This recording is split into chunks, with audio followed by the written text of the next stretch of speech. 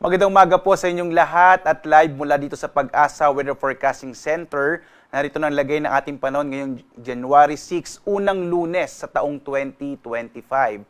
Sa ating latest satellite images, makikita nga natin may mga kaulapan na nagdadala ng mga pag-ulan, partikular na dito sa may silangang bahagi ng Visayas at Mindanao. Ito ay bahagi ng Intertropical Convergence Zone. Habang malaki naman yung tsansa ng mga pag-ulan, partikular na sa may silangang bahagi ng Southern Luzon. Sakop niyan yung ilang areas ng Calabarzon, ng Mimaropa, ng Camarines Provinces. Dulot naman ito ng shear line, maging ang bahagi ng Aurora ay maaaring makaranas ng maulap na kalangitan na may mga pag-ulan.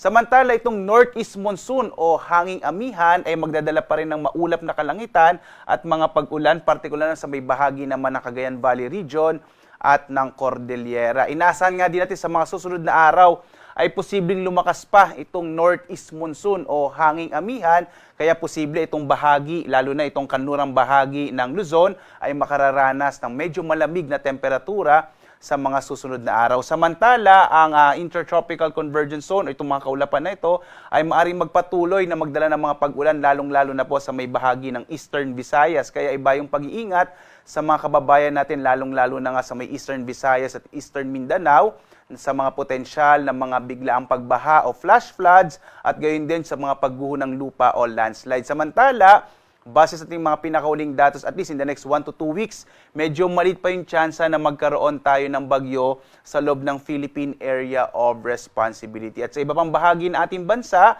ay makararanas naman ng generally fair weather. Pero posible pa rin yung mga isolated rain showers and thunderstorms. At dito nga sa Luzon, inaasahan natin ang malaking tsansa ng mga pag-ulan, partikular na sa may bahagi ng Aurora, ng Quezon, gayon din sa may area ng Camarines Norte, Camarines Sur, ilang bahagi din po ng Oriental Mindoro, kasama yung Marinduque, yan ay dulot ng shear line o yung banggaan ng mainit at malamig na hangin. Samantala, ang northeast monsoon pa rin ang magdadala ng mga mahihinang pag-ulan, lalong-lalo na sa may bahagi ng Cagayan Valley at gayon din sa Cordillera. Kagayang binanggit ko kanina, inasa ating lalakas itong northeast monsoon o hanging amihan sa mga susunod na araw. At sa iba pang bahagi ng Ilocos Region, kasama ang Central Luzon, ay asahan din yung mga isolated light rains habang dito sa may bahagi ng Kamaynilaan at nalabing bahagi ng Calabarzon at Mimaropa ay makararanas ng mga isolated rain showers and thunderstorms. Although generally, fair weather po tayo dito sa may southern part ng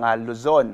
Agwat naman ang temperatura sa Lawag, 22 to 30 degrees Celsius. Sa Tuguegarao hanggang 25 degrees Celsius. Sa Baguio, 15 to 22 degrees Celsius. Habang sa Kamaynilaan, 22 to 30 degrees Celsius. Sa Tagaytay, 22 to 29 degrees Celsius. Habang sa Legazpi, 24 to 29 degrees Celsius. Maglalabas naman tayo ng mga thunderstorm at rainfall advisories kapag may namataan tayong mga kaulapan na maaaring magdala ng mga pag-ulan sa mga partikular na lugar dito sa ating bansa.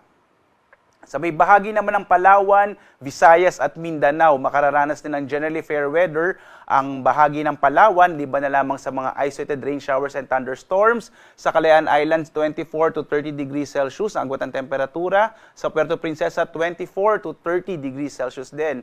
Malaki naman yung tsansa ng mga pag-ulan sa may bahagi ng Eastern Visayas. Mag-ingat po kayo, lalo na sa mga potensyal ng mga flash floods and landslide. Ito ay dulot ng epekto ng mga kaulapan na dala ng Intertropical Convergence Zone or ITCZ. Sa iba pang bahagi ng Visayas ay makararanas naman ng mga isolated rain showers and thunderstorms. Kadalasan nangyayari yan sa hapon hanggang sa gabi. Agwat ang temperatura sa Iloilo, nasa 25 to 31 degrees Celsius.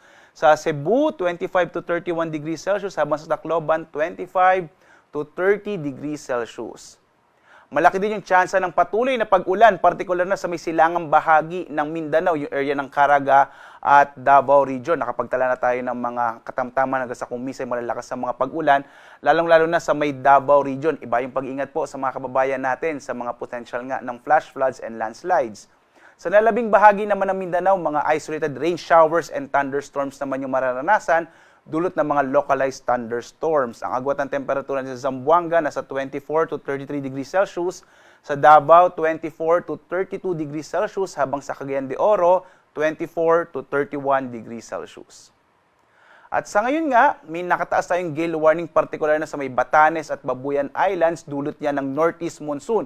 At posibleng madagdagan pa ito sa mga susunod na araw dahil nga inaasa natin na lalakas itong hanging amihan at maaaring magdala ng mga malaking pag-alon ng karagatan. Iba yung pag-ingat po, lalong-lalo na sa mga maliit na sakyang pandagat, maliit na mga bangka sa bahaging ito ng ating bansa. Lalo inaasahan nga natin yung malakas na ihip ng hanging amihan.